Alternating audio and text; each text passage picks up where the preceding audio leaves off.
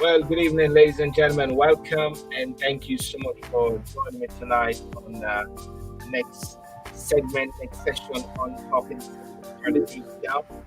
And want to wish you a great evening.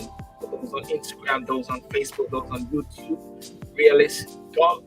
We even have Doll is here tonight. We've got Keen, we've got Savvy, we've got Clothing, and all the different works.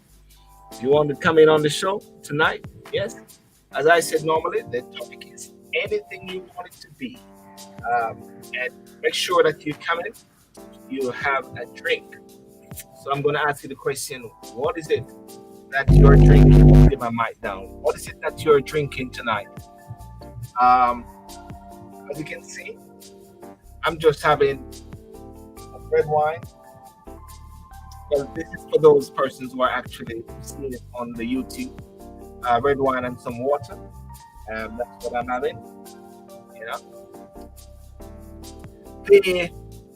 I titled the show tonight New Beginnings and Access UK or Access Jamaica. New Beginnings. And one of the reasons why I titled it that because I sense that there is a new beginning in the air. A beginning in the air. The beginning in the air is one whereby you got a new prime minister, you got a new king, you've got a new police commissioner, and you got a new chancellor who reversed some key, cutting taxes and all those sort of things. And hopefully, we'll see if persons will benefit from these. And it'd be great to hear what persons' views are in regards to that. Almost cancel the show right there. Secondly, as well, I want to touch base on the access to Jamaica UK, which is coming in. That is an event which is going to take place whereby you're going to have different how you can get your passport. Only ready? Give me a thumbs up. Let me see if Anil is ready. Can you hear me? Hey, O'Neill, can you hear me? Oh, you can't hear me. Can you hear me? Oh no, I can't hear you for some reason. Hold on, hold on. The good thing that we do this now. Let me see if it's something to do with my audio. No, my audio is there. O'Neill, can you hear me? I think it's something from your side there, O'Neill. 1 2 1 2. Let me just do a test. If you can hear me, put your thumbs up. Can you hear me? Thumbs up. Oh, you can hear me. Okay, something to do with your mic. You hear me now? Ah, I can hear you now. What did you do? What was that touch? No, hold on. Let me just play Yeah, around with. All right, are you hearing me now? yeah, loud, live and direct. Yeah, Okay. that was. I sometimes It don't was know. me. It was me. It was on my. It was on my side. One of the difficulties sometimes is that I could be enjoying myself and having a conversation, and then halfway down somebody said they can't hear me. They were lip syncing with me at all times. You know what I'm saying? No, Yeah. How are you, man? I'm doing good. How are you? I'm good. I'm good. I'm good. I just realized I didn't even take out what I'm drinking. What are you drinking? I'm just having um, Sparkling water. yeah. I'm having a slight little dash of some red. I won't even go more than that really. I'm just going a little this. Yeah. As you can see, I've got a new setup. You can see my, so the evidence.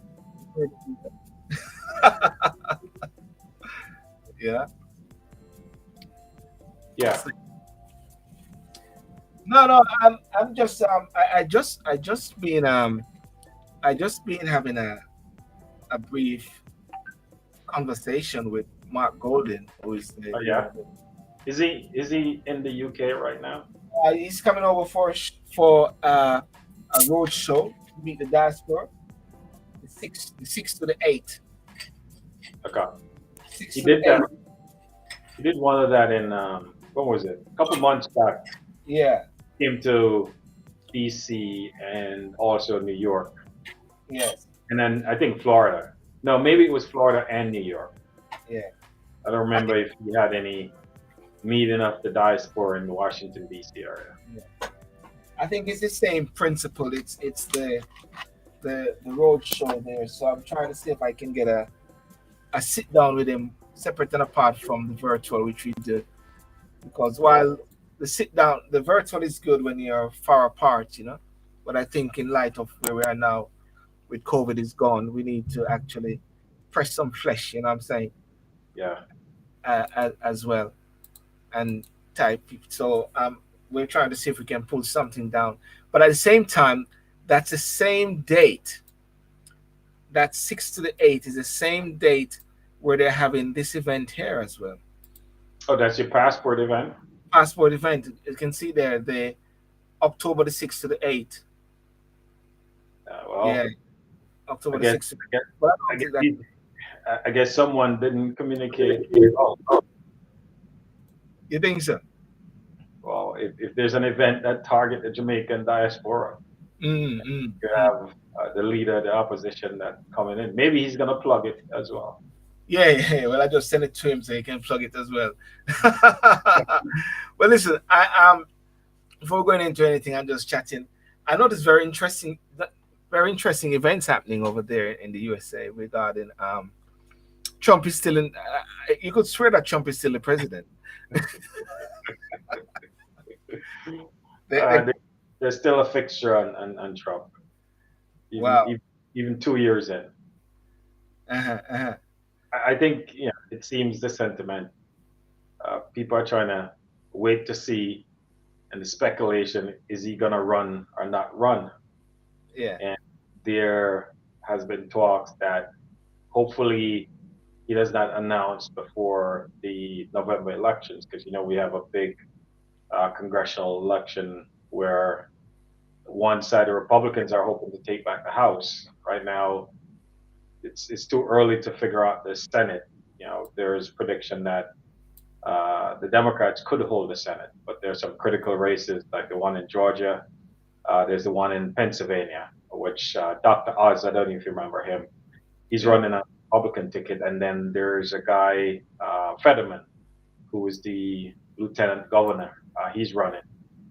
There's a big thing in the press right now because he had a stroke maybe a month and a half ago, 2 months ago, and there's speculation that that he has some cognitive issues, and he has agreed to debate Oz 2 weeks before the election. So Yeah. there's a big tiff going, and then apparently in Philadelphia as well, the two gubernatorial candidates they can't agree in terms of the debate format and who the host is going to be. So there might not be a debate there for time in a long while. So we'll see what happens. And then I think the big thing for most people, and Jerome Powell, the Fed chair, Mhm. he increased interest rate by 0.7% basis point, and the stock market has reacted. So you see a lot of punditry around whether it was the right thing to do. Obviously, now the U.S. dollar is strong, pretty strong. So imports is going to cost more. So there's a lot of speculation whether it was the right move or not. And it seems that he is. Sorry, let's back up again. You're talking about what's happening in the United States of America, is it? Yeah, U.S. And there's a similarity with the UK, whereby the chancellor increased the interest rate to 2.25, and many people are saying that is why the pound has dipped against the dollar. But it seemed like it is something going across the board. It's maybe not that only, is it? No, I think when you look at it, we've raised interest rate what 3 times, and anytime you raise interest rate, you will have a strong dollar. Um, and Powell raised it again by 0.75% basis point. So when you look at that impact, the fact that the U.S. dollar is pretty stronger, and there's a lot of investment coming into the U.S. because of that reason. So I think the chancellor there raised by 0.25% basis point, which I believe there's a lot of speculation was hoping that Jerome will probably do a less than a 0.75% basis point. So we'll see. There's a professor out of Wharton University came out and said, this is going to tip the U.S. into recession. But when you look at the data, with a strong labor market still, unemployment is pretty low.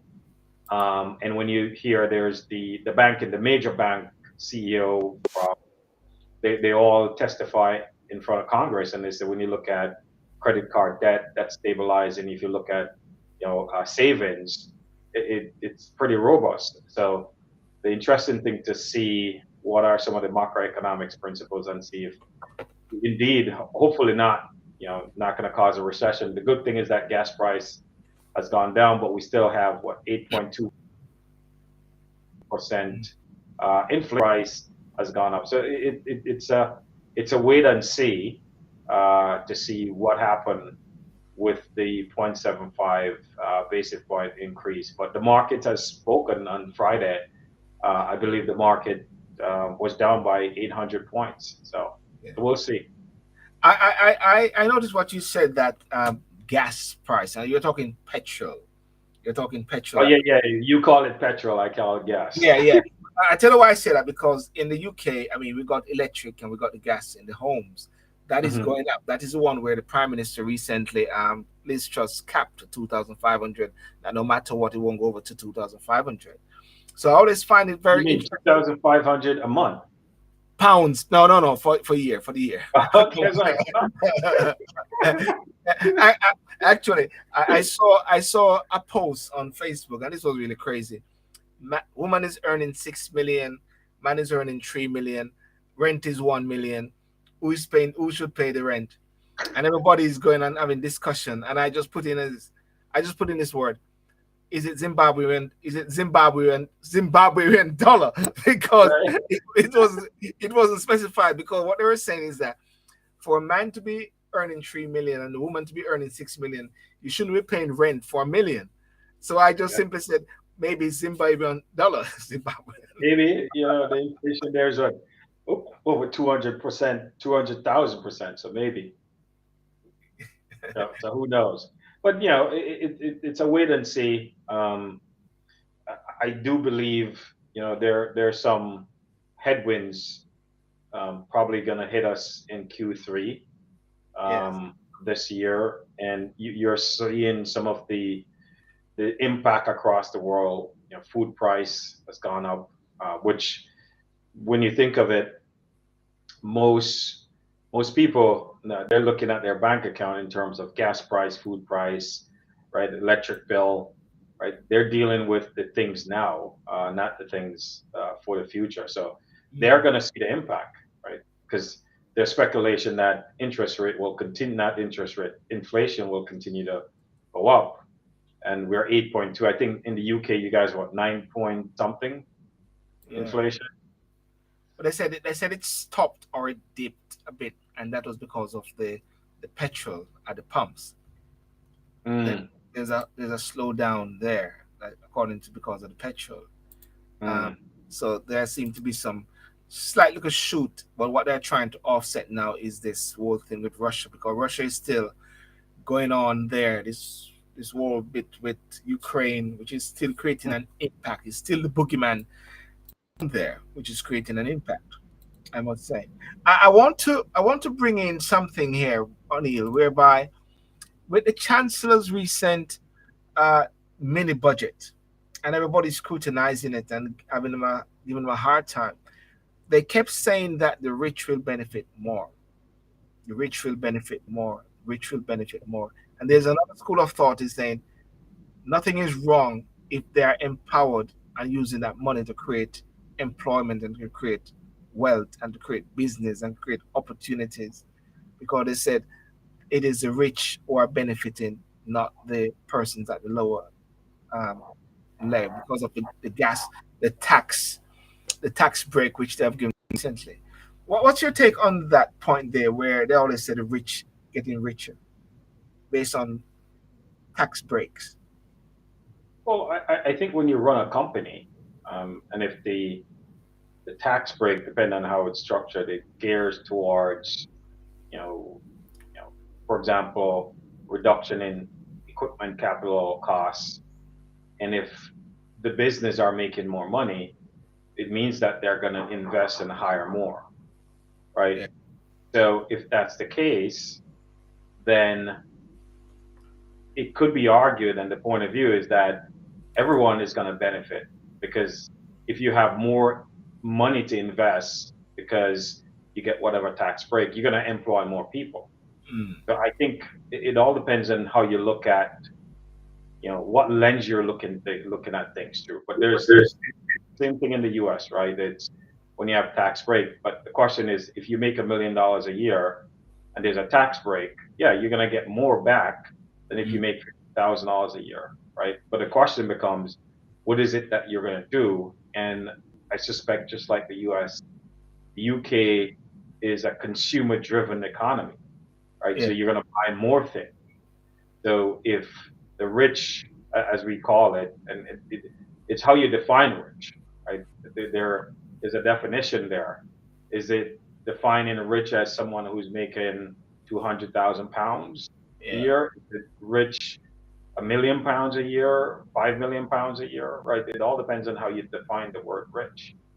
So I suspect everyone is going to benefit all the way around. And mm, you know, if the chairman is going to put policies in place, I think he's going to have a balanced policy where he's benefiting the middle class, but he's also understanding who are the generators of job and economic growth, right? yes, So those are the things. I think there's this notion sometimes that the rich is going to benefit more than someone who has less fortune. I think, my point of view, we should figure out to say, how do we benefit across the board, right? And focus on that versus just saying the rich is the one that's going to benefit. yeah. It's always a very interesting debate and discussion, um, because like in the UK, you got these new, there's a new freshness in the air. That's why I say new beginnings. And someone can you say new beginnings? What is a new beginning when they are saying the conservatives have been in power for the past 12 years, and they said they're just figuring it out, that they've actually reversed their own policies at the same time. They're infighting within themselves. That is what Labour is actually saying. And interestingly, the new chancellor said to the Labour Party, I said, hang on a second, some of these policies are what you guys really wanted. you know, and you're fighting against it because a lot of it has a socialist sort of innuendos, if that's the right word, punctuating my words properly. It's well, one thing that conservatives are good at is low taxes, but at the same time, not having low taxes being being funded by more loans. Right, right. The question is always, right, and obviously, the way we participate in government is different ways, right? We vote, we pay our taxes, and those taxes are used, right, by the government to provide social services, to run the government, right, and provide resources for the people, whether it's housing subsidies, whether it's, I think they said, you're capping the gas at to £2,500 a year. Someone is going to have to pay for it. So the government is using tax dollars to pay for those things. Um, so the thing you could say, conservative have been in power for 12 years, but they have what, four prime ministers, right? May, May Boris, before May, David Cameron, May, Cameron, May, Boris, Boris, and now Liz. So you have four, while Tony Blair, he was prime minister for how long? 10 years. 10 years. And then he Right? gave it over to Gordon Brown based on this deal they had. Right. So when you look at it, from a stability perspective, you haven't have a consistent leadership at the top, right? For whatever reasons. I think Brexit was a big issue Yeah. when you look at it, and I think you know Brexit has caused fracture in the party based on what you could see. And now I think Boris was there, and maybe history will say Boris was there to take Brexit and through the pandemic, and now Liz is going to take the baton, and then figure out how to get economic growth, reduction in inflation, right? Get the pound stronger, get manufacturing and the whole supply chain stuff fixed. Maybe that's what she's good at, and maybe that's one of the reasons that the leadership of the Conservative Party put her in there. The question becomes now, there's a lot of newness, as you said, in the UK. There is new king in King Charles the Third. Third, right? You have new cabinet members with new perspective. You have a diversity that you have not seen. So yeah, new that hopefully, right? So hopefully, put all this together. There's going to be policies that are effective that will help the UK get out of, just like the US where they are today. And also, you guys have to do big trade deals, right? Yeah. You guys have to finalize your trade deals with the European Union. I don't believe you guys had finalized a trade deal with the US yet, right? So there's a massive amount of things that needs to happen, right? What's the role of the UK and China, right? Because China is a big trading partner for the UK, as in the US. They're the largest manufacturing in the world, right? A lot of goods come out of that area. So it's going to be interesting to see. She's what? I don't know if she has released her 90-day plan. Okay. Well, I think one of the things with Liz is the type of prime minister they're saying is that she won't be giving blow by blow commentary. She's just gonna do things, and you can see that based on her cabinet. You can see what she did with the 2,500 cap to at least come in and sort of shut things down for a bit, because we're getting emails like from our gas providers and saying they're actually even saying we are watching to see how it unfolds. That is what even the gas providers are saying, or the electric providers for your home. And then what with the the new Home Secretary even making a statement yesterday, and what she's saying to the police, away with woke and all those sort of things. Get back to being a police force that deal with crime and don't get into this woke gibberishness, which is which is a slap in the face because everyone was going down this particular route. And interestingly, even in America, you're seeing people are going on this particular route after George Floyd, but it's like people are sort of pulling back now. I don't know if that makes sense. They're all pulling back now and saying, you know, the recent killing of this young gentleman called Chris Cabba, we are still waiting to see how it unfolds with his the body cam to see if what happened when the police shot him. People are now having T-shirts saying "defund the police," and I know, O'Neill, that if anything happens at my house anytime in the night, the first person I'm going to call is either the police or the fire brigade or the ambulance. Mhm. So saying defund the police just like that, these are woke stuff. It's Yeah, coming from you guys, man. I think it was the right response after George Floyd, and Yeah. I think a lot of corporation that look at that and say, you know what, we have to figure out how to help create policies and so we have equity across the board, and we are ensuring that regardless of what you look like, there's sort of a respect for the humanity of all of us. And but at the end of the day, we all agree that safety is important, right? You Mm. want to live in a very safe community. And how we achieve that is important. And we want to live in a house where you're safe and you feel secure. And you want to have a school system that is educating your kids. So the Yeah. question becomes, what are the policies that make that happen, right? Because if you're a parent, you want your kids to learn math, English, science, right? Things that are going to be important as they become, member of a society, contributed member of society, and figure out what they want to do. But I think there's a lot of places where there are citizens that are saying they're just not safe. You see McDonald's CEO came out about Chicago recently. You see Starbucks, for example, they're shutting stores.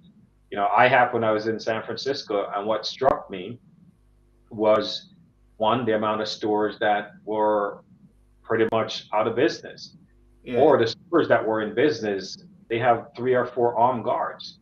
So if you think about it from just a operations perspective, the cost of doing business is going up. Yeah. And I think the McDonald's CEO was saying, "Hey, we have to create an environment that is safe for our customers and our employees. Yeah. And if we can't have that environment, then we're gonna close these businesses. And guess what? Guess who gets impacted? The brown and black folks. Because if you call, there is things there that says the response time in some cities are as much as 2 hours, right? So imagine that there's something going on at home, and you call the police, and it's 2 hours before someone show up, right? Imagine the impact of that. So I do believe there's a lot that we have to figure out how we get to the output, hear all the voices, but Mm. ensure we have a safe and secure city, right? Because I do believe, I think, Sylbourne, is that we're talking past each other, Yeah. and we're not sitting down and say, okay, here are the challenges that we are facing, and figure out how to fix it, right? We all agree that, right, we have to do something around climate change, right? We all agree that. We all agree that we can't continue down the road in terms of unsafe streets, right? Yeah. We all agree to figure out. Now, how we get there, I think you could have all the folks at the table. But I think what we have seen is that one side is shouting so loud, right, Mm. that says, hey, let's defund the police. And I don't think anyone has articulated what that means. Because when you talk to black and brown people in their community, which you and I do on a daily basis, Yes. they're telling you how scared they are, right? Going home from work into these communities, they have their pepper spray, they're scared. So I do believe we could get to a middle ground. Do we need to reform policing? Of course we do, right? Because if you look at policing across the world, you look at policing in the U.S., we have done policing the same way we've done it for the last 100 years. Yeah. So the question becomes how we reform it. How do we leverage more technology? We see we have the body cams, right? How do we create trust between the police and the citizens, Yes. right? I remember in New York, you had the police athletic league, right? That was in the community, staff of police. You had a lot of these boxing gyms in the communities that a lot of them have been shuttered that were run by police, which means that when you interact with a police as a kid, is not seeing a police arresting a member of your family, right? So you build that trust. So when you're out there on the street, you know, Sergeant such and such to say, yeah, yeah, I know Sylbourne, that's his son, right? And Mm. be able to pull you in and talk to you, right? So I think we have to figure out, how do we do that in a way, versus, going far to one side or the other. We just need to figure out how to sit at the table and then look for solutions rather than shouting at each other. It just doesn't Yeah. work. Yeah. And that's been something which has been going on for a while. But do we think that there is now somewhat of a sort of, as you say, some sort of breaking of the impasse, whereby the lack of leadership that we're talking about in the world today, we're seeing the passing of Queen Elizabeth. Um, at the same time, while Queen Elizabeth was there, she wasn't really a policy person on the world stage. She was just the queen. Wouldn't you say that? Yeah. I think she was a powerful voice. Yes. She was a gentle voice that in times of crisis, she knows when is it and what to say, right? Same last year during the pandemic when she gave her powerful speech. If you look Mhm. at Good Friday Accord, right? You look at history and you look at the things that she has done. 9/11, when she broke protocol and came to the U.S., right, to show solidarity with the American people. So she knows, right? She knows that, she carry a big stick, but she wields it very purposeful, right? Yes. Yes. She only needs to do it when she has to, right? And I think that has served her well in her 70 years. And the one thing that was always interesting, you never heard a peep about the conversations that she had with each of the prime ministers. And they meet what, once a week, Once a week. Yes. Yes. right? You've never heard a peep from anyone about those conversations. Just tell you the power um, of those conversations, and her serving in a role as putting a point of view out there, but she makes sure those point of view are through those elected official. And the only persons, I don't know, maybe there are others who witnesses those. There's never been one leak that I know of Yeah. in what she's gone through, what, 15, 16 prime ministers. Yeah. 15 prime ministers. I think, yeah, God, they always say either Liz was the 16th or the 15th. I believe it was the 15th, if anything, when they were talking about it as well.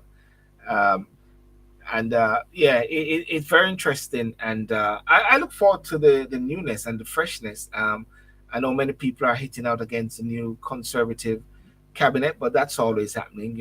I don't think that's anything new. You always have a hitting out against policies and governments at this time. But listen, I just want to give some shout out to a couple of things here, because I told Mark that I'll shout out and give him a sort of plug. Anil, you there? Yeah, I think you Yeah, lost I'm me. there. Give me Yeah, 1 second. no, I'm no there. I'm problem. I'll do this while you're. Yeah, Mark Golden asked me to just mention that there will be Jamaica leaders of the opposition, Mark Golden, MP, towards the United Kingdom, October the 6th, the 7th in London, October the 8th in Birmingham, and that is whereby he's I think it's the second leg of their road show in reaching the diaspora. I think he recently was in the United States of America. Just had a chat with him a while ago, so I just said I'll just push that event for him. So that is the road show there. Are you coming over for the road show for the PNP supporting? He was here in the U.S. and I think he did something in Florida, but nothing in Washington D.C. At all. The interesting thing, and I've seen, for example, roadshow by others, and it struck me that it's a very curated roadshow. Yes, It's how I would look at it. Um, it's where if you really want to interact with the diaspora in a way, um, if I were leading it, he came to DC. I don't know yeah, if he did any meeting and stuff like that, but there's a huge um, influential American and like literally Jamaicans that are in the DC area that when I talked to a lot of them, there was no reach out to them at all. So it seems to me there was a very small group. Seems to be the same thing that happened in Florida. So if he really wants to reach out, and it's not just him, you got to figure out, you know, how to move away from the noise because there's a lot of people. You and I talked about it in the diaspora that they mean well, mm, but I think sometimes they take up all the airspace yes, and the people who could actually help the Jamaican people and really, really want to help, um, the sentiment that I hear all the time is that you could never get any audience, and therefore I'll tell you where a lot of folks do. They will actually um, go help out the African diaspora, yes, which and I've said this before. The African diaspora, they're pretty influential to the point where they're engaging governors, right? They're talking about trade between each of the states, and they're doing it in a very, very meaningful way. And the fact that a lot of these governors are showing up at these events is telling you it's a big tell. it's very interesting. Yeah, what you said right there because the up the politicians or the party structure can somewhat maybe engaging with the converted. Hmm. Yeah, with the converted, and actually what they want to do is to reach out to the unconverted, not that Exactly. not that actually trying to even win persons over to be in your party, but what is your mission as the prospective prime minister or mission as a prospective government? Scotty, welcome, Scotty. Scotty said, "Can I ask what is Mr. Golding's purpose for his visit to the UK?" I think, Scotty, what I posed earlier is this, and let me just take off your. It says Jamaica save the day. Jamaica leader of the opposition Mark Golding tours the United Kingdom. He tours the United Kingdom. That is his way of reaching out to the Jamaican community. And the way to answer that question, I guess, is for you to attend. And you can say UIC in his ears because I know you always say UIC Scotty. you know, so I think so. One of the things with Andrew Jones, well, he's a prime minister. I mean, so everyone would actually go there because he's a prime minister, whether they're JLP or PNP. But of course, the JLP would normally hug the limelight first because it's party thing because they always try to stay faithful to their Hmm. party and their members because that's what going to give them the kudos when it comes to election. They want these persons to also influence their family members back home because at the end of the day, until we have a vote or until they do overseas voting, um, it does benefit, but they can use the Jamaica diaspora in a way to sort of engage their family back home as well. No, no, you're right. But I do believe, like for me, I'm neither JLP nor PMP, right? I'm a Jamaican American living in the U.S. And to me, Oh God. Oh God. who, who's that? The, I don't know why he's laughing. I know. You know, engaging the diaspora. Let's. I think you're having an echo. Change your Yeah. earpiece or something like that. Yeah. Yeah. Because I do believe Yeah.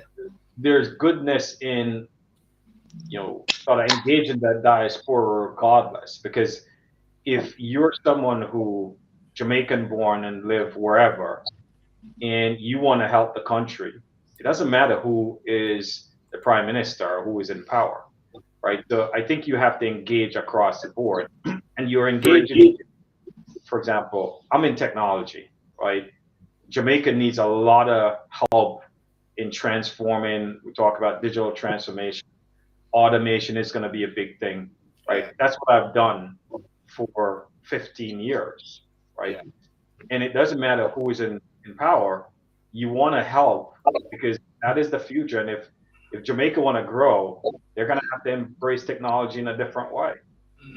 So how do you engage, those folks, regardless of where the green, as Leicester always, are they wear the pink? No, orange, right? you engage anybody that is going to help Jamaica, right? Well, Lester, good evening. How are you doing, sir? I'm well. But who's Lester? I don't know. Oh, Beat husband. Beat husband. Okay. All right. So no more So, gas. so, so hold on. So hold on. I gotta ask something. Two things. One. So you take Vita last name. Yes. Oh boy. You can't go back to Jamaica. And second thing is that Sylbourne, the man put up some Jamaican food today and talk about Mr. Sylbourne, if you see it, me have to send it to Wadi. I said, hold on. I saw it. I saw it. I spoke to him as well. I said I had to send it to Wadi and say, hold on. I'm not Jamaican sitting that. I want that. Scandalous. There's some breadfruit to one side or something like that. Like the breadfruit don't feel good. Like you look back the next time, look at some, I don't know, some, I don't even know. Hold on, the man put the thing on Is that boat me around? Well, I know. Is that boat me around in the onion? So You're on boat. the food can't too neat, the dumpling can't too smooth and everything of it. Yeah, So run boat like you run boat in a what they call you your boat running on the wall. Shipwreck. Yeah, The boat turn over. I tell you, it seems like you get someone in the Netherlands for cook for you and call it Jamaican. Well, Vita is on Instagram, so she monitors still. He probably give you the recipe and you can't cook. The boy live in Narbrook and can't cook. But Sylbourne. Yes. What O'Neill said, I'm gonna get the last part of it. Been away from Jamaica for so long and visited earlier this year. Jamaica is still a cash-based society. It's still a very person-to-person contact society. There's some institutions are trying to do more automation in like the banks and stuff like that, insurance companies and stuff like that. But when we look at how money is handled, when we look at how applications of services is handled, it is still too many loopholes to go through, unnecessary red tape. If your other countries have successfully put in systems that can make you come with your ID, right, or your passport and photographs, and that's enough, because your ID has your biometrics on you. So when you punch in that number, it brings up the information that the institution needs. So you don't have to then go to a JP to verify who you are, but you still have an identification. I'm like, it doesn't make sense. The process of a foreigner opening a bank account, or anybody opening a bank account in Jamaica, is a hassle.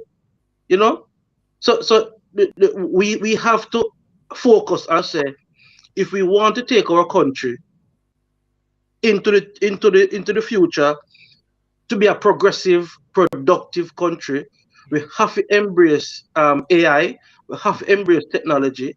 We have to embrace teaching, especially the older population, how to embrace and use technology. Because that's also a big factor. We have an aging population, right? And a lot of them do not know how to use technology. My stepfather had what they call banger phone for the longest while. Stop it, just stop work. He would not, because the touch screen thing was not um working out for them. So we have an aging population that is still up, up and about, that cannot maneuver technology. And that's a big issue. Can I just ask there before O'Neill goes? 'Cause O'Neill have to pop. Um, there is this road show which is happening as well regarding the passport immigration services, calling Jamaica Access UK, Jamaica Passport. Is it because of the aging population that Jamaica is also pushing for Jamaicans to come home by going around and getting their passport? But Jamaica need a skill set also, right, O'Neill? There's a skill set that the diaspora has that Jamaica needs. Yeah, I think that's one part of it. But I think the other part of it, if you remember back in the days, you couldn't hold dual passport, right? Mm. You couldn't hold, so they changed a law in the US where you could own two passport. Like my parents, my dad got his Jamaican passport. And I think what they're trying to do is make it easier because I forgot you have to submit a whole bunch of paper. It goes to Jamaica to somewhere, and sometimes for 6 months you don't hear anything. So I think there's a lot of Jamaicans who haven't thought about it or understand the benefits of getting a Jamaican passport. So now I believe with a roadshow, we're talking about the benefits of, sort of getting a Jamaican passport and what that gives you. And you just touch on what, Lester just said in terms of the automation. What you have is a culture in Jamaica of what I call is an underground economy, right? If you look at Jamaica, a network of what we call shops, right? And you have all these folks. If you go into the thing that struck me 2 years ago when I was at Falmouth Market, and it's a humongous market, but I would say 99% of the folks in there is all cash, right? So imagine they're there from Wednesday to Saturday, right? And that's a huge market. So you have millions of dollars are circulated in that ecosystem. Then they have to take that home, right? And when they get home, they have to go pay the guys who give them the agriculture produce. But to me, there's an opportunity there where if I was NCB or anyone at the bank, right, is to get those, make it easier to get what they call them HIGLA, is what they call them, the HIGLA community. I see. Informal commercial importers. Right. It's get them where you have a bank account, but it's easier for them to access the funds, easier them to do transactions, right? And I think they have to make it easier. Like in Europe, a credit card machine, if you use a credit card, I think it's 0.2% or something like that. In the US, it's 2.9%. I don't know what it is in Jamaica. So if you make it cheaper, because that's what a lot of Jamaicans are going to look at and say, hold on, I'm using a credit card machine. I have to give you 3% or whatever the percent in fraud. No, I'm not doing that. So I think we have to figure out to educate that underground community that are cash based to say there's some positive of putting your money in the bank, and we have to make it easier. To your point, leveraging automation, and the banks need to go to these communities, right? If you look in Jamaica, the banks are in Spaldings, Mandeville, St. Anne's Bay, right? All these other places, they're not in the small rural community. So how do you put kiosks in there that you could go and go bank and get your money? So I think there's a lot of opportunity, and that's why I think leveraging technology is going to be a huge part. O'Neill, to piggyback on that, there has to be something before you bring the machines to the vendors. How our market space is constructed in Jamaica is from the old slavery time, And when I look at the market space in Ghana and these countries and Gambia, it's the same thing, right? Everybody does spread out, and like here, like when I took Vita to the market here, I said to her, this is where the market is. But it's an open space, you know, right? Took her the following day, and there's a full-fledged buzzing market there.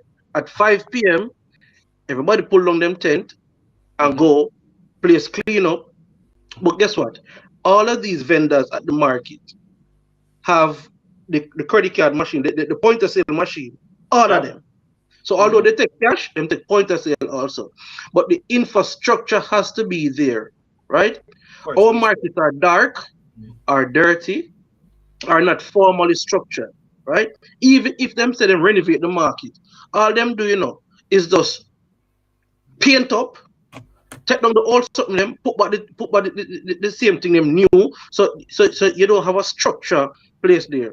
One of the things that I was speaking to Bruce Golden in 2009 or 2008, and I said to him, Jamaica don't invest in cold storage, right?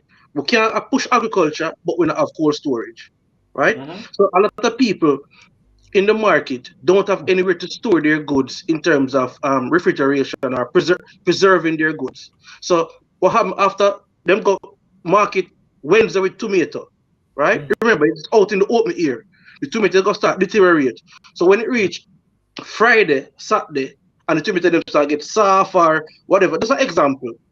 Now, if they were selling tomato for $100 a pound, they have to drop the price sometimes to $20 a pound, right? Remember, you know, them buy the tomato at a certain amount of money per price per pound. Now, if they have to drop the price just to sell off the tomato and not the tomato spoil on them, right?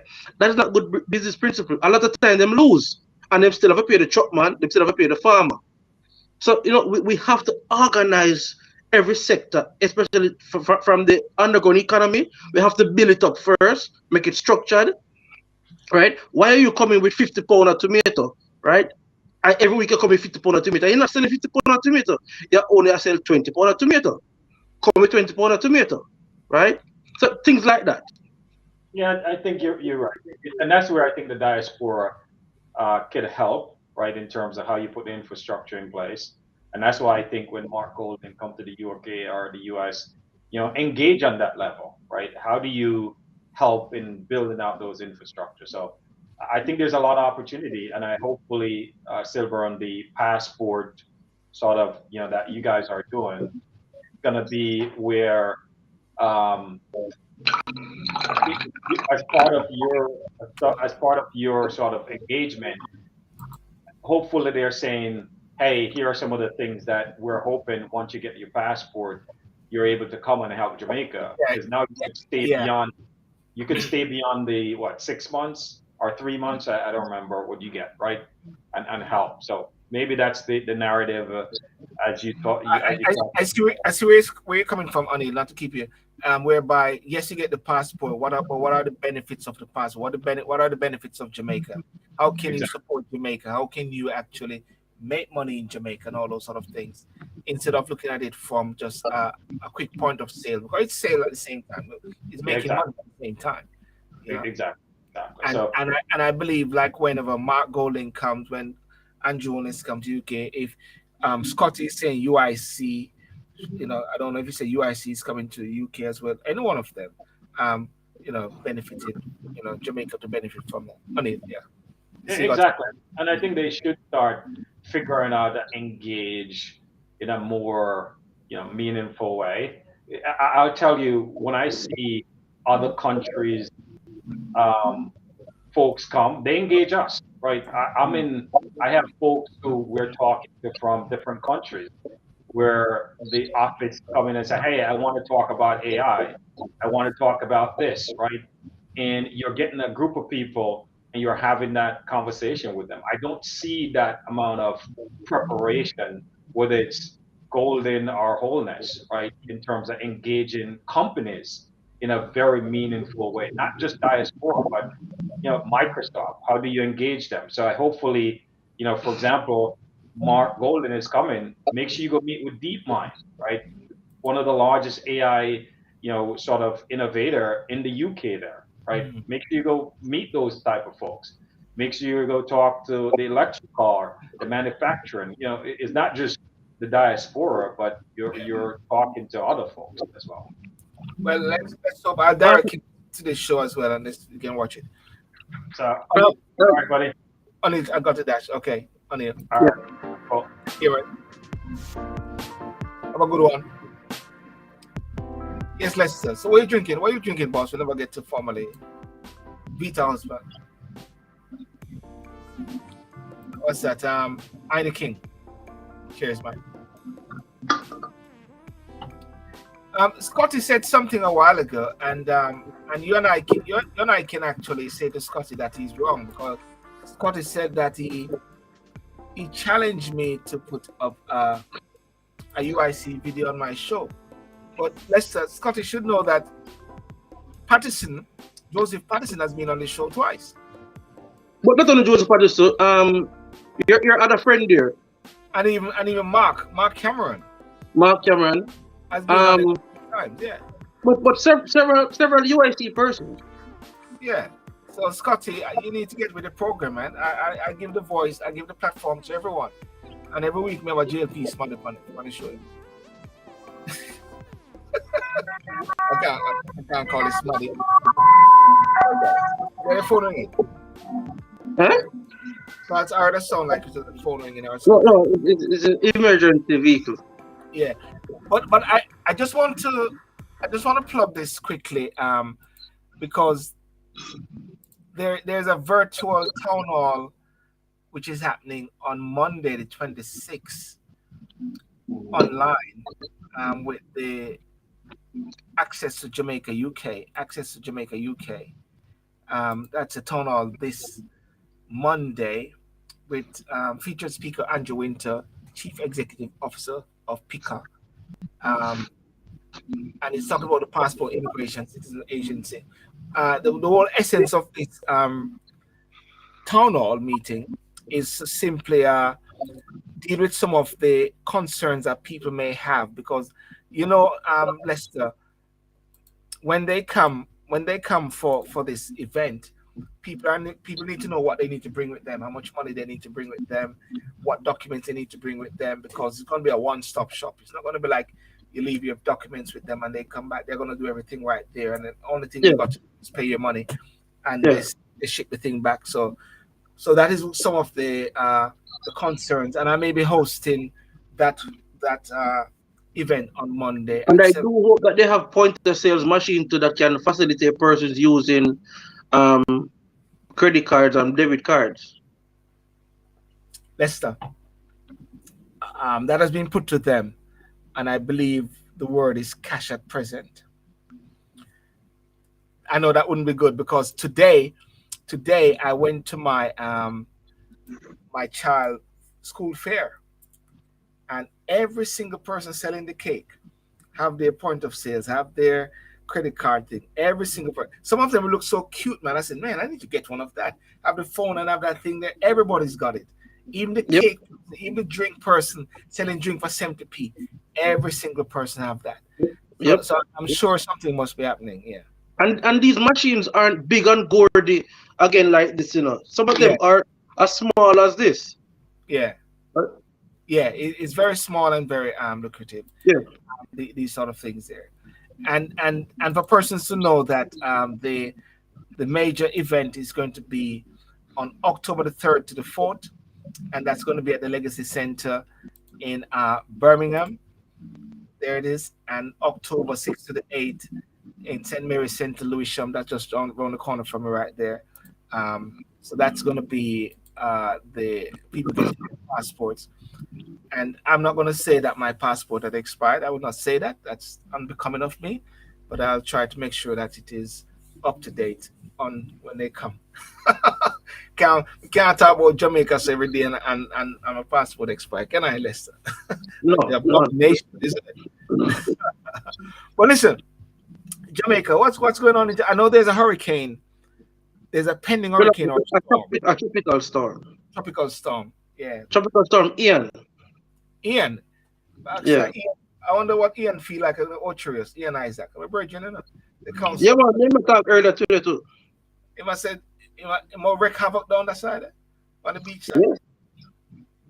The last time a big hurricane come Jamaica named Gilbert, you know, I was working with Claude Clark, who was the Minister of Industry and Commerce at the time, and who is Yeah. Nigel Clark uncle. Yeah. And when Gilbert came, there was a guy used to work there named Gilbert. I tell you, when we go back to work, man, we kick him up as man, pay a kick. Virtual kicks, of course. Man, I have, Gilbert. I have a good friend. He trains the Jamaica female. Well, I don't know if he's still a coach at the Jamaica female football team. Xavier Yeah. Gilbert, good Really? friend, man. And we were in primary school together when Gilbert hit. Yeah. And I same thing, man. We beat him to sickness, man. But figuratively. Yeah. We don't condone violence. Mm. But on a general basis, though, what's the latest down there? And I know the minister of. No, you go first. You go. A lot of good things, a lot of sad things. Yeah.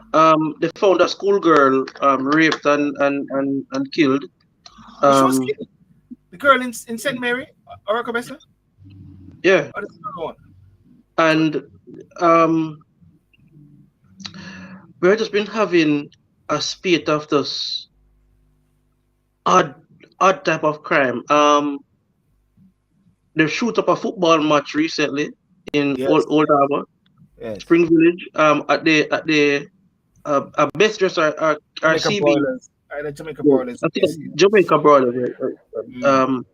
Football field, Spring Village. Place that I know very well. I used to live very close to, Yeah. very close to there.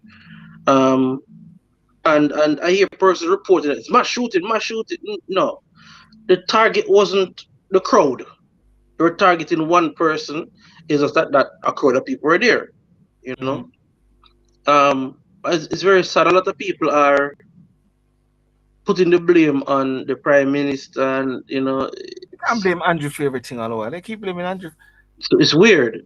The security minister recently said that police must shoot to kill, and we have interest groups along with the opposition and other persons saying that it's a careless statement, and sometimes Lee Kuan Yew had good intentions, right? Although it seemed draconian, because if this was in early Singapore, these interest group and journalists would be locked up. The police can't shoot for injury. You understand me? Shoot for kill. If you shoot. But that is when. Let's qualify that. That is when the police are under fire from elements. Yes. When they're under fire, when they're defending themselves. Sylbourne, you see, why we have to qualify it? We don't expect police. We don't see police walking around randomly and shooting people. Yeah. So when people say we're overqualified, you don't have police operating like that. Yeah. So if a member of the JCF hear the police chief, the police minister said, the security minister said, shoot to kill, that officer with his training and with intellect must know that he's not talking about just seeing random people and shoot them. But if once you're challenged, right, you try to defend yourself. Yeah. Now the media has twisted it, and the media has to paint a negative picture out of what the minister had said, and they also were saying things that he did not say. This is unfortunate because a lot of people rely on the media for information and what is happening. And when the media does that now, it then spiral out into something that is not, which cause confusion, which cause distrust and stuff like that. And we don't need that at this sensitive time. Yes. Furthermore, the Prime Minister was in UK recently. He and Matthew Samwood and others. And as far as I see, they were well received. Some people tried to make it a negative when he met with the King. You know, one girl, when I put up the photo, one girl posted a comment under it that they seem to be very good friends. So I'm saying there were 12 other Caribbean leaders there, I think, and the Mhm. king met with them also. How is Yeah. it that you're saying him and Andrew is good friends? Or from seeing a photograph, what evidence? People sometimes try to put negative into a situation where it is not warranted, right? He is the king of Jamaica, Mm. and so he's the head of state and the head of government are in the same place. Well, let's have a conversation. And let's say he's brief as well. He's brief as well whenever as to who the present reigns are, you know, the reigns are. And he would be brief that the next day you're gonna meet with all these guys. You're gonna meet Andrew Holness of Prime Minister. Oh yes, he's the guy that said we're gonna take away the Queen, isn't it? With when William went there, my grandson. I'm just saying that he would sort of be aware of these persons, and one don't have to be friends, but there will be a familiarity because Andrew could be here today and Andrew gone tomorrow with an election, and the king just have to follow through with it and say the same sentiment. So I sometimes don't watch those things, Lester, but I mean that's mouth for talking it. Yeah, Nothing. but I mean, social media or the new media is sometimes a bit reckless, and you know, Lester, you reckless on social media. really, Yeah, man, you reckless sometimes. So you can't say if you say it's reckless, you can say you're one of the contributors of the recklessness. but you see, When I say recklessness, I mean terminologies. You know what I'm saying? you tend to want to qualify everything. I'm not I calling. just said broadly, social media tends to be reckless. Yeah, I never said that I was not a part of the reckless activities. yeah. I own my sins, you know. That's the difference with me and other persons. I know a man I just say he was a junker. I don't mean say that. You see, adversarial words like that I don't use. But I was just quoting, ladies and gentlemen. I was just quoting right there. God. But um, you know, there have been many positives, Yeah. many negatives.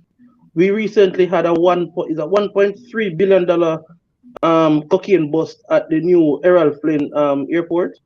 The That's new good one. work by the authorities. Yeah, I think yesterday I think. Them targeting that place as a But well. Of but course. but look at that, Sylbourne. Yeah. When the inaugural international flights came there and stuff like that, and it is the airport in Ocherias. The more big cocaine bus is the airport in St. Mary. Is that similar? Is that similar if a Jamaican, a born Jamaican in the UK who has a British citizenship, and he's doing great feats for the UK? Everybody say British, British, British, and the day something go wrong, them say Jamaican born. But remember they did that to Ben Johnson. Ben Johnson, yes, yes, with Canada, Yeah. yes, You know, all of this time, you know, Canadian, yeah, and test positive for one substance. yeah, Jamaican born. yeah, yeah.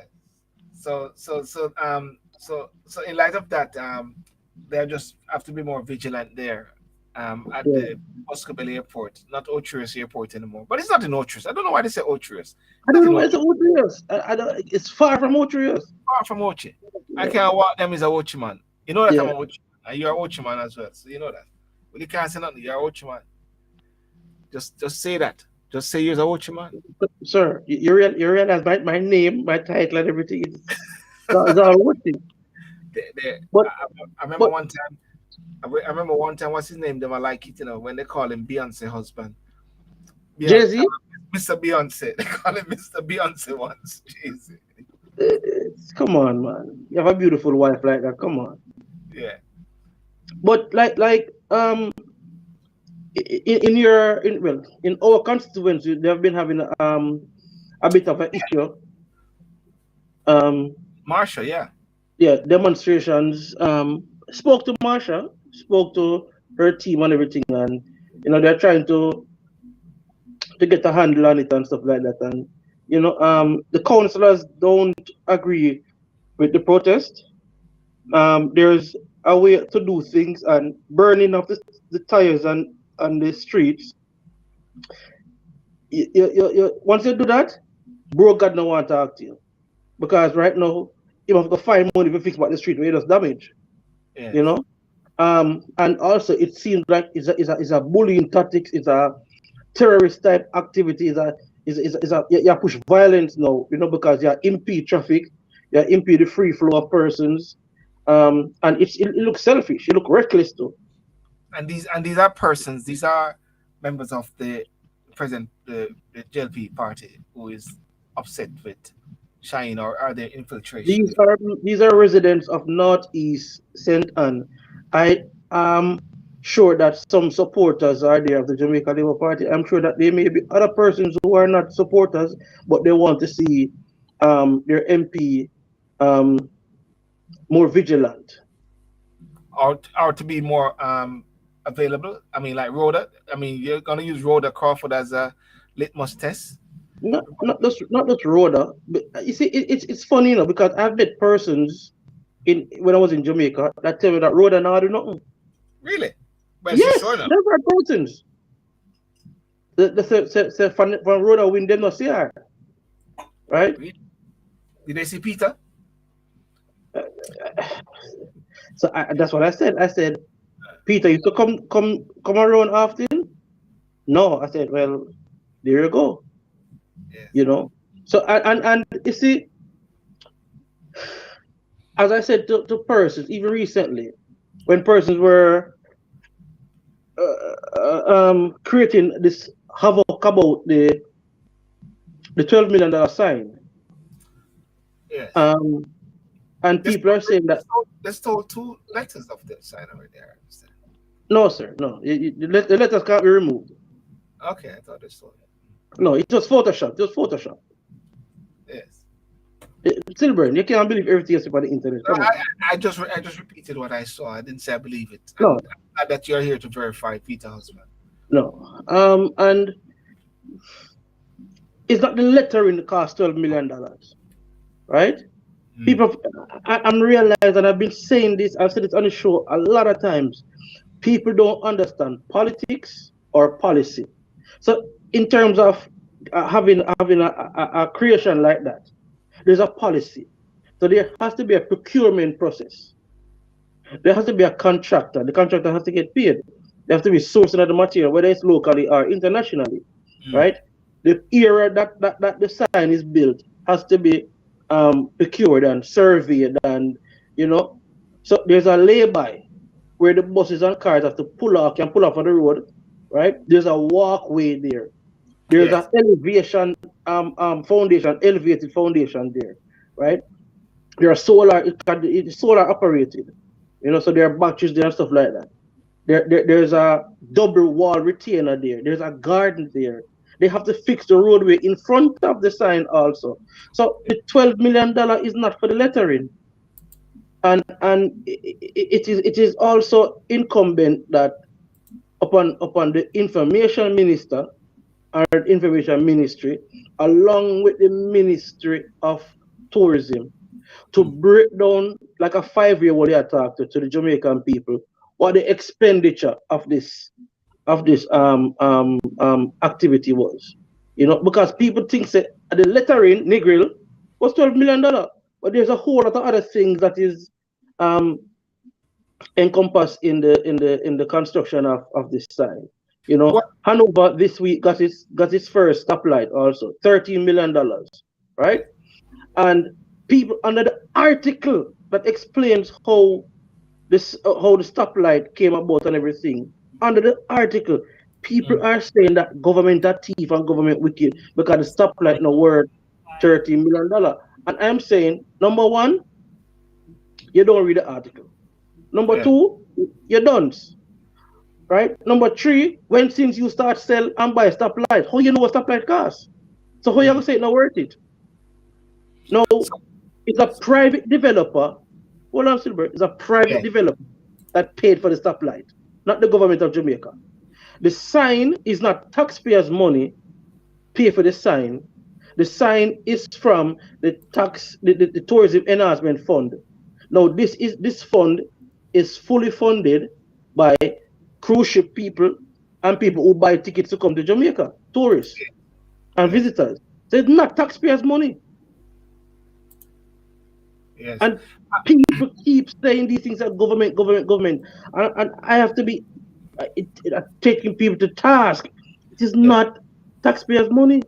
But can I just say this at the same time? Is it worth it? Because I think you'll always have persons saying those sort of things, even if it's 1 million, 2 million, or 3 million. If it was 1 million, they would have said the same. That money could have that, and this is a short side thinking. That money could have used to buy people food. Hospital bed, Uh, fixed road. yeah, and when you look at it and you think about it that way, just like when I was saying with the new chancellor when he said that there's going to be tax break, and of course, by virtue of a tax break, um, a top end level of the affluent or the wealthy or so is going to benefit from this, and people saying the poor people will be affected more. But then there's another school of thought. Someone was saying, but when the rich somewhat have more money or so, they can actually create more employment and create more opportunities, Yeah. unless they're going to use it to buy more house and go and live in comfort. But that is my sort of thinking in a way whereby, so I pose some questions sometimes. I guess the rich won't benefit anyone yet. Nobody is going to benefit by if you're rich, because only the poor is going to suffer. You don't know what I'm saying? But I think sometimes there's a short-sighted thinking in all But of. Sylbourne, if take for instance, you are earning um in Jamaica $400,000 a month, right? And I am earning $30,000 a month. Who pay more taxes? One earning 30,000 more. One earning 30,000. No, the one who earn 300,000. Sorry, my apologies. The bigger one, three hundred Yeah. thousand. Yeah, So a lot of the time people keep on a point finger at the wealthy and they don't understand say when you look at like a wealthy person's overhead expenses, right? This person usually have a helper. So although they're employee, them employ other persons too, yes, right? yes, yes, So they have out of their salary, they may be paying $50,000 a month to a particular individual for whatever reason, right? Now they have a two cars in the home. So it's double payment. So when you look at the expenditure of a wealthy person, they pay more money out into the economy than a poor person. Because a poor person can only spend the 30,000 away, He can't go above that, yeah, right? yeah, yeah. Now, we're not discounting this person's income. But what we're saying is that do not chastise and attack wealthy people when they get tax breaks because they still spend back that extra saving back into the economy. Mhm. Yeah. Oh, that's true. That's true. And there's been a movement against persons who are you know wealthy or rich or making money or spend years in school, being successful, which is really unfortunate. And where they say it is the poor versus the rich, you have some government will say they love the poor, they like to keep them poor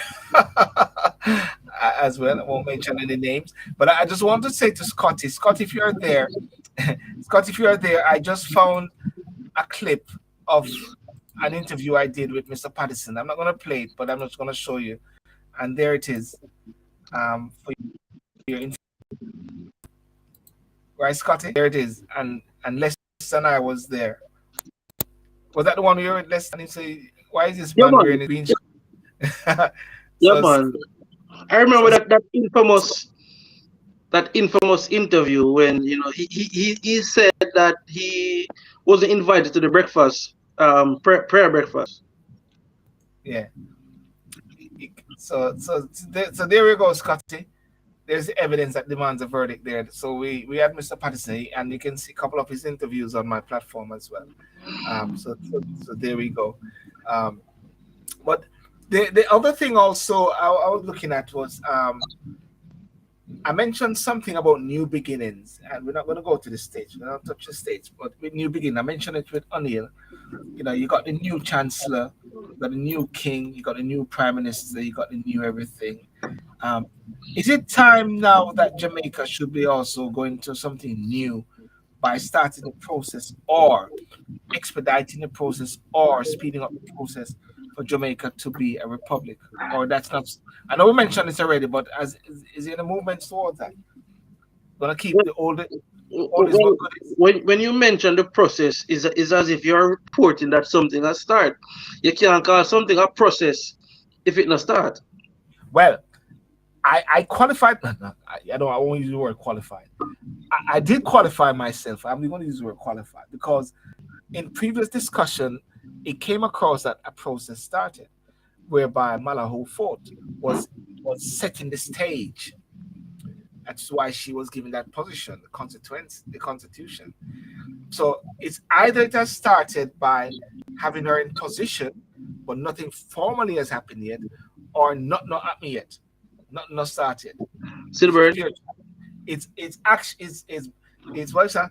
Action, not a bag of mouth. Is that it? do you know who sing that song? Chevelle Franklin, or is if it's not Chevelle, it is Nadine Sutherland And who? and Buju Banton. No, sir. Am I correct? No, sir. Is who again? Nadine Action. Sutherland and Terry Fabulous. Terry Fabulous. Yeah, that song was written by Dave Kelly. Went onto the Billboard and did wonderful things too. Yes, and it's still people use it a lot. Still big, still big. Sylbourne, I don't think in our lifetime we will see Jamaica becoming a republic because the Prime Minister of Jamaica, the Parliament of Jamaica, the senators and MPs and councillors will be giving up too much power.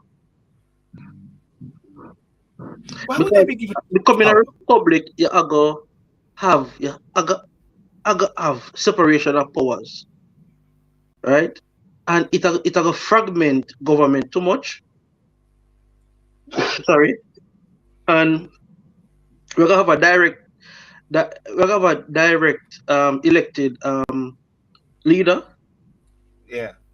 And I think that would be very embarrassing to one party or the other, you know, because if you look at even the disparity in terms of poll numbers now, you know, and remember, the ruling Jamaica Labour Party does not have an active campaign machine going on now, and broke at a lead by far, you know, double digits.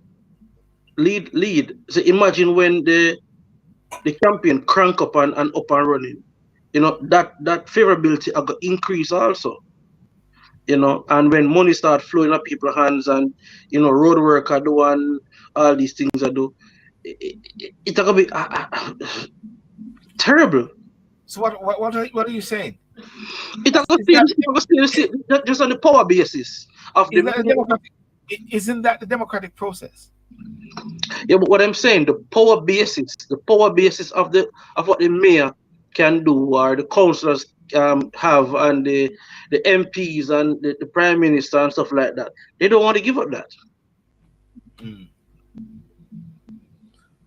So the prime minister, well, I'm not saying the prime minister was saying that, but is it that the prime minister is willing, but the figures around him is not adding up, so he just hold him corner? No, it just doesn't make sense to give up your political capital like that. But why say it? Because it sounds good. It sounds good to say it. Yeah, of course. Wow. You make good soundbite. Well, I'm not going to repeat what you're actually saying. You know, I mean, because it need to be challenged in some respect. Why? No, because I mean, everybody's believing that. Well, I wouldn't say everybody, but most people are believing that But somehow. Sylbourne, After, let me ask you this, Sylbourne. Let me ask you honestly, what benefit to Jamaica is having a republic? what's the benefit of not having a republic? No, but you can't answer. You can't ask me. But I'm asking you. I really don't know. I ask you, what's the benefit? I think one of the benefits of being a republic is the fact that you're no more a country which is dependent or swear allegiance to a foreign power.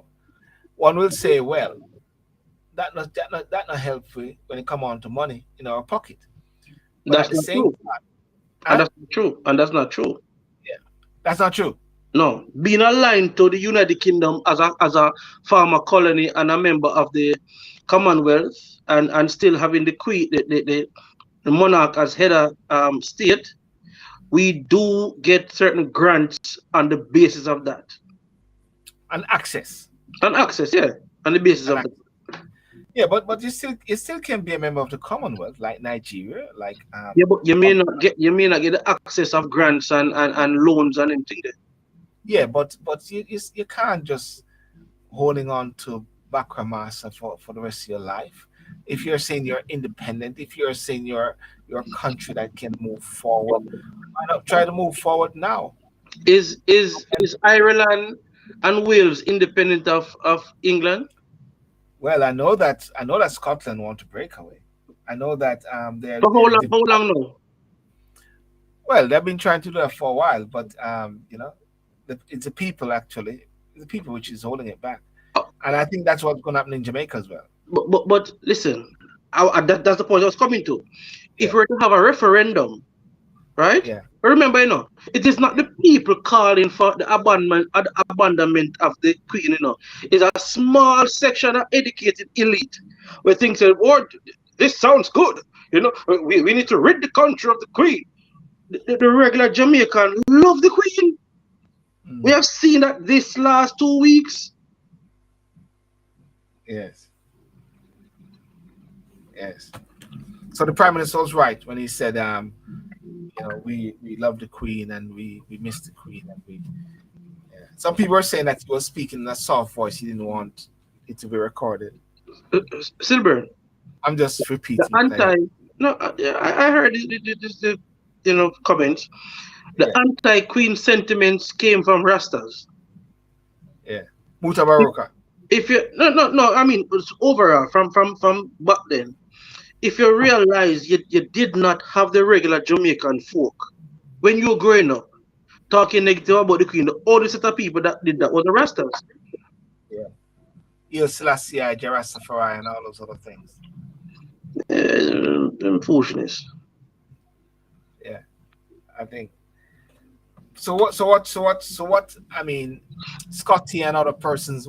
So I guess the thinking there is Jamaica might as well just sit back and just chill and just ease with the king No, and but be ruled by King Charles III. I don't know if we are ruled. He's the head of state, but I don't think there's any ruling going on. Um, okay, Cayman is still a colony of the United Kingdom, right? Yeah, and British Virgin Islands and those sort of places And like and, that. and Bermuda, I think, right?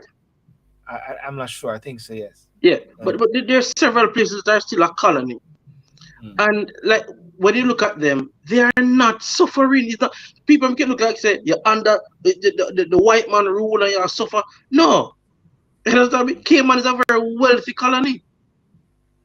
offshore finances and all those other things. Exactly. So I'm saying what we need to do is stop worrying about what the white man has and what white man has done, and develop our nation, develop our people. That's it. So what you're trying to say? There can be a parallel action, a parallel work being done at the same time instead of cutting cutting off your nose to spite your face or something like that, as them say sometimes. In the 60s, Mm. between 65 to 69, we grew by double digit, 10, 12, 13%, right? So, I mean, So we don't have to break away to have huge success in terms of revenue. Yeah. And remember, this revenue does not go to England. My thinking is this. Personally speaking, just like when it come on to reparation and when it come on to apology, I don't care a hoot whether apology come or whether reparation come. Just come to a decision on that whole thing. When it comes on to overseas voting, I don't care a hoot which side it is. Just come to a position and make a decision. When it Mm-hmm. come on to the republic or not, just come and make a decision and don't strike people on. And when I say strike people on, I'm not talking the present government, I'm talking successive governments, which has been because now PJ Patterson and Bruce Golding, all of them, the old school guys are saying, well, I give up my QC, blah, blah, blah. Oliver Samuels is coming out now because he has seen the light. Fairlington is making sounds. All of them are making sounds now. And I'm saying what? These guys just finally saw the light after all the time that they've been Yeah. enjoying. All of these guys are over 70 years old. Yes, They're jokes. yes. It's I, all I'm seeking clarity on is, and maybe Scotty can tell me, is that what is the benefit of breaking off from the monarch? What is it that we're going to, because listen, it's going to cost money to change the constitution. And when the government say, all right, it take $800 million to change over the constitution, what are we going to do then? They might go cuss and say, boy, a lie, it cost so much, I thief the money, you know? Because you have to change everything now, the courts, the justice system, you have to change the letterhead them. There's so much thing to change. Maybe that is the reason why people are saying now is the time for it to change because Queen's Council have got to move to King's Council. They can't say Regina anymore. You got to say Rex and all those sort of things in law books and courts and all those sort of structures. You can't say Her Majesty Court anymore. His Majesty Court and all of those sort of things, which has been changed. Um, fortunately, I was at my child's school fair today, and there was a police lady, and I asked her, why do the horsemen at Buckingham Palace changing of the guards shout to people all the while when people hold on to the reins and say, let go of the king's horse or something like that? And she said, was it queen's horses? And she said, no, actually the queen kept them as being king's horses in honor of her dad, her father. But she was telling me that the reason why, because of the rain, some sort of thing with horses, Yeah. it may hurt somebody if somebody hold on to the rein. So they were shouting and say, take your hands off the rein. So, and then funnily, while the lady was even leaving the schoolyard today with the horse started to react. And I think she was just glad to get away because of all the children them were coming around the horse and touching the horse. Yeah. So I think what I'm trying to say right there is nothing really, except the fact that I think the just like how the USA is, and just like how maybe Jamaica is, I don't think they're going to be ready at all for any change of this time. And I tend to maybe agree with you, not in our lifetime. Maybe when Prince Louis or Prince George become king, time. Yeah. But that's when it may happen, you know. So let me ask you this, Sylbourne. If Prince Charles, Let's see, you need to King learn. Charles should unfortunately pass on, who gets it then? Harry? William? I think he's a guy in Jamaica named L.A. Lewis. I think he's a part of the.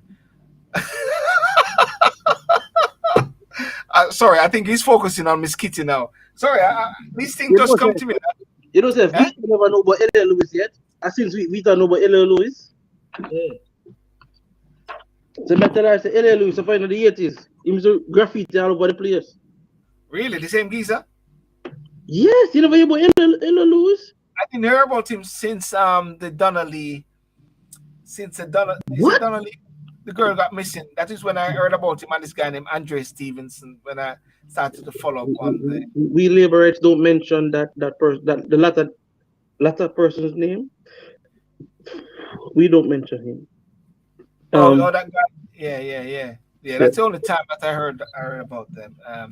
As well. When Michelle, come on, and Michelle say he's a madman, but I know people follow madman. May I tell you? Yeah, man, he has been around. He has graffiti all over the place. So he has Yes. been, but him say my artist. We don't know if I draw him draw, I sing him sing. Yeah, but yeah, He's it not will be with any one of them. yeah, it will be Prince William because I had the thing the other day when I posted. Yeah. King William would be the next the heir to the throne. I And think I if he had it, dies, then his son get it. and then his son will get it, But that's and his then brother. no, after William, it will be William's son, Yeah. and then William other son or daughter, Yeah. and then it goes back up to Harry, and then it goes down to Harry children. That's why I have Liliet or whatever is in the I'm trying to see if I had it. Lily, his new daughter there would be in it as well, yeah. Yeah. And Megan would be queen as well. So the United Kingdom will not have a queen for maybe the next 150 years. Well, they could have a queen in one of Harry's. You're right. In one of William's daughter, Charlotte. There's Charlotte and there's George. So Charlotte Yeah, is well, also in line as well. but what I'm saying is that when you look at the number of years, because the king may live to the next 20 years. And then Right? William, yeah, No, Charles, Charles, yeah. right? Now, William is old now. I think he's maybe touching 40 or something like that. Okay, so let's say he's 40. So William will take the throne at age 60. 60. Yeah. Yeah, and he may live for another 40 years. Yeah. So we're looking at 60 years now there. Yeah. And if when he dies, his son will take it, right? George, yeah. Yes. So say his son take it at 40, and his Yeah. son live another 40 years. Yeah. You're looking at 100 years. And those in line now will be George's children, because if Prince George have a child now, Yeah. then that pushes his sister back, pushes Harry back, pushes all Yeah. of them back Yeah. as well, and then George's son will also push other people's back. Yeah. That's how the dynamics of it is. You know what I mean? So unless something unfortunate happens to William's family, the Yes. throne will stay in William's direct family Yes. for a very long time, unless one of his grandchildren don't have any children at all. Or unless someone abdicate with another American woman and give up the crown. If Prince George abdicate and fall in love with a Jamaican or something like that, Yeah. I think he can do the Jamaican, because Jamaican have dual citizenship or whatever like that. Mhm. So that's what could happen. Yeah. Scotty said, no, we should create our own king and queen. I think you're all lost. And Michelle, he said this is related to the queen. He tried to attend the funeral and he said Andrew and Bobsy put him on the no-flight list. Yeah, he's a madman, isn't it? I don't like to say people are madman, but I don't want that to be on record. Next thing you start take me on. Yeah, Everybody. but stupid is that. I mean, if people really believe that Andrew have time to look on L.A. Lewis and put him on a no-flight list, Andrew don't have that.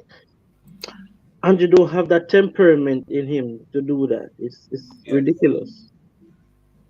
Yes. But yeah. I mean that. So I think what you said is right, and I know Scotty is saying everybody's lost, but Scotty, trust me, people are more thinking about their everyday thing, not worry too much about king and queen and all them sort of things than the republic. And you're so right, the majority of persons who are making hoo-ha about reparation and apologies and king and queen it's really a minority. Yes. It's a real minority at the same time. It's a real minority. I found out recently. It's a real minority. And the thing about it is that the argument doesn't stand up very strong, especially for reparation. Yeah. For reparation, the question is who's gonna get the money? How are you gonna spread the money? And Marky, if there's a case set out, one yeah, can see. the money, sorry, Yeah, the the allocation of the money can be done easily, where it can be a certain portion of the money can be earmarked for tertiary, yeah, right? It can be earmarked for like special lands that certain type of people, like it is earmarked for this land and development of this land. It can go into a lot of things. So they can fragment it and make the reparation money that is paid out go into different um avenues. But we'll not see a dime of reparation money. yeah. So you Not think at as all. well that no money is gonna come from the reparation? No. Scotty, what do you think? Michelle, what do you think? You think the money is gonna come? 'Cause lots of people are waiting for money in this. They're waiting. They're waiting for money. Who is waiting for money for reparation? And who is waiting for an apology? And who believe that you're gonna get an apology? Um, Let me hear it out. You know, shout it out loud. Didn't Tony Blair apologize somewhat? No, he didn't apologize. I think the word they used was regret. They stopped short of saying apology. Everyone has stopped short of saying apology. Even King Charles, Prince Charles, when it was Prince Charles, also said, "Oh, it was a terrible thing, a terrible Yeah. past." Yeah, and Prince William, everyone they use the line. They say it in a very strategic way, stopping short of apology. I mean, um, and things like that. So, well, brethren, you know, I stay long tonight, you know. Cause boy, I know you're alone, Ayan. I've been up from the day, Yeah. you know. But just to say to persons, remember you can join in. Oh, sorry. Let's go back to something a while ago. Scotty just posted something, but something I just remember about Marcus Garvey. Just remember about Marcus Garvey. How can you get an apology from imposters? Michelle said they'll be waiting in vain. If it do happen, how much do black people think they'll get? Good point. Marcus Garvey, they said Marcus Garvey needs to be exonerated or so because of crime and so like that. And I always say, why? Because at the end of the day, he was a freedom fighter. I don't know. Am I making sense here? Is that the right way of what I'm saying? Yeah, me understand what you say, me agree. But Yeah. the issue is the country that Marcus Garvey is from fighting for his exoneration. Have you ever seen any part of the Jamaican diaspora in the United States come out in full force? Sorry, protesting. I'm sorry, protesting that Marcus Garvey needs to be exonerated. There's no force behind it. There's no organization behind it. Yeah. They're not here. There's no sort of structure behind it or something No. like that. That's very interesting. And I always try to find that sort of the activism in dealing with that, because I was watching Il Selassie wife, I think her daughters or so. One of them is actually living in the States, and we were talking about the time when they were Exiled? no, huh? When they were exiled? Exile, yes. And they were saying that many people saw him as Lion of Judah and everything. And I think one time his son said, "Well, we can't fight if people believe that, Yeah. as well." The crown belonged to the great King George in the USA, who was killed. That's where the crown comes from. Which crown Scotty talk from? Which crown that? Is that the drink that Vita drink? Put it up, let me see. Sorry.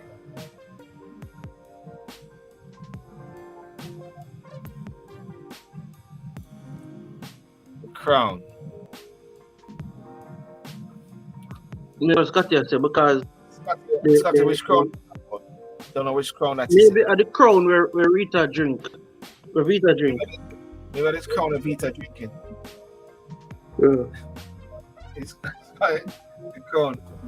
His son said they are. Maybe his son said they are. Scotty, I like when people say I must go and look up things in them. I don't have time to look it up in them. Boy, if you tell me something, But the jewel in the crown and the king's jewel now is from Africa. yeah. English crown. That's the English crown there. Somebody said that some of the crown that Princess Queen Elizabeth wore, her crown, which was given to her by the African, I think it was the African kingdom trying to sway her away and to pull her away. So they gave her some nice things because she wanted to be an African princess, African queen, you know, and things like that. They say it's from the USA. Well, every day we learn something. The jewel is not from the USA. That's what I'm saying. The biggest piece of jewelry, the crown, is not from the USA. It's from Africa. Yeah. Maybe what they're saying is that it was taken to the USA. Scotty's gonna say you need to go and learn your history. Lester. Well, you soon tell me that I'm gonna have to learn my history as well. You know? And he said, prove it. Yeah. Vita is here. Good evening. My handsome Jamaican. You change your name now, Lester? You're not changing your name. See if your name's still the same. Vita husband, okay. Never see it as well.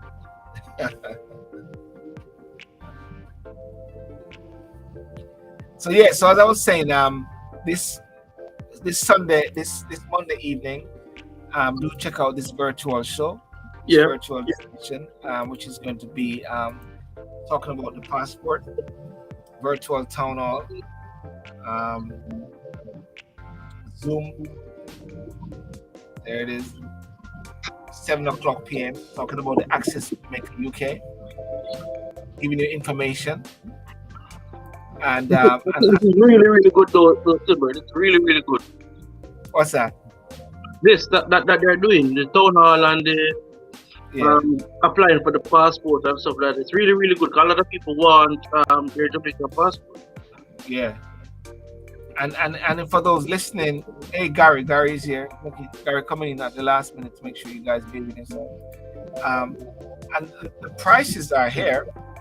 Renewal of a new adult passport, adult £110. Renewal new children passport £90. Lost, stolen, damage adult $160.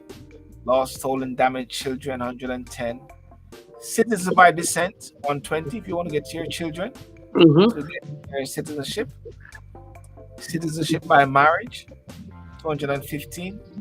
Unconditional landing new £80. Unconditional landing transfer £40.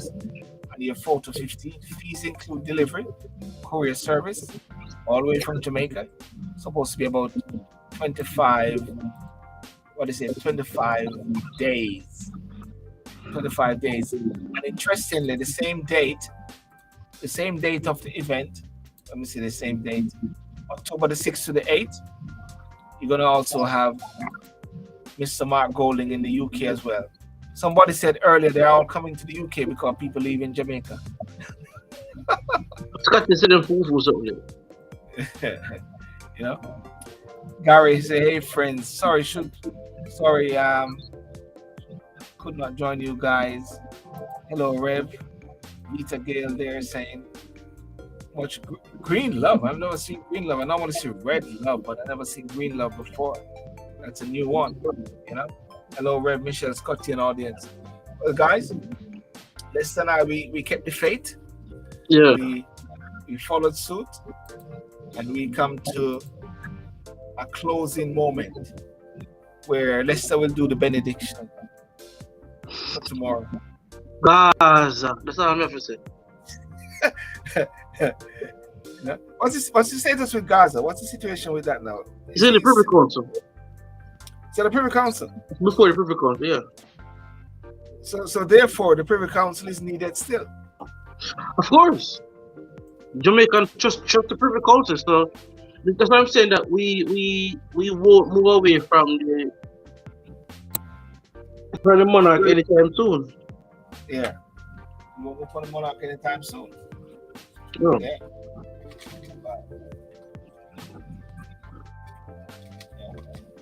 But the Privy Council is the only court that looks favorable to overturn his conviction. Yeah. So there's a strong possibility that,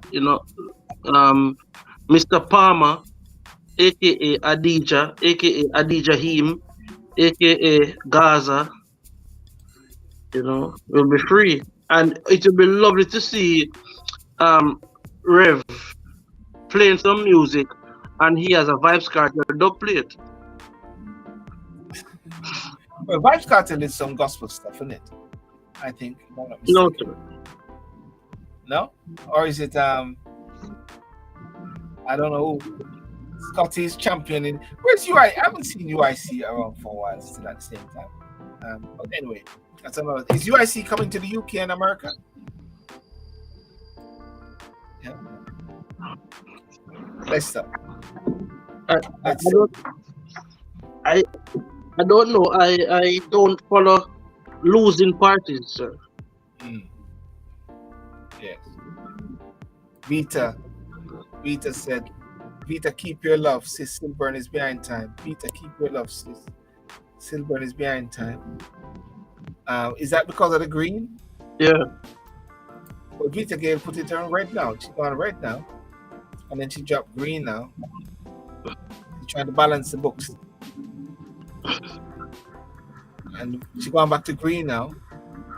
Hold on. Let me see this. Sylbourne, the media is blocking the UIC. You see, let's go on to the split about the blocking of things. Of recent days, I recognize that the media is influenced a lot by social media. Yeah. Unless you're saying social media like Instagram or Facebook or YouTube is blocking UIC, if one is relying on the Gleaner or the Observer or the Star, well, one is missing the boat, isn't it, Lester? Yes, as I told Mr. Patterson that he is not doing a service to the party, his party UIC. Also, his messaging needs to change. People are not resonating with him because his message is weak. So do you want to offer your answer service? No, sir. My blood bleeds green like my T-shirt. Okay. I was just saying that because in benefit to Jamaica and to the country, if you want to be supportive of party which is trying to gain high level of prominence. Yeah. Well, guys, listen. It was great. Vita Gale put up the green again. Boom, boom, shakalakalak. Yeah. Michelle Clark saying, no, Silver Vita put up back our green heart because I told her to keep it. You're behind time. Switch time behind. This is the time here. This is the time. 23:54. You're behind it.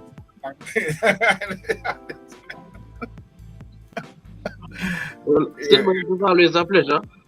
Yes, boss. Right. That's why you need to.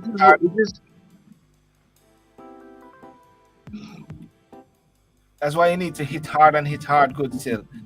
We have to hit hard. Yeah. Listen. Have a good one. Sunday night. Monday night. Hopefully all being well. I should be hosting that town hall for the passport people. So, yeah. I'll send the link as well for it. and can come in, because I believe people in mainland Europe would be interested as well, because Yeah. and True. yeah. All right, True. go on some sleep, boss. Or can I? True. I might transport you to another country tonight. All right. Press the button. Press the button, no? Touch a button. Touch a button, no? Like green connections. Yeah. Have a great night, everyone. Peace out. Gary and everyone, have a peace out. It was a great evening. I just want to thank you so much for joining. We do the full thanks, O'Neill, for coming on, and thanks for everyone for coming on. Those on Facebook, those on YouTube, those on Instagram, those on Twitter.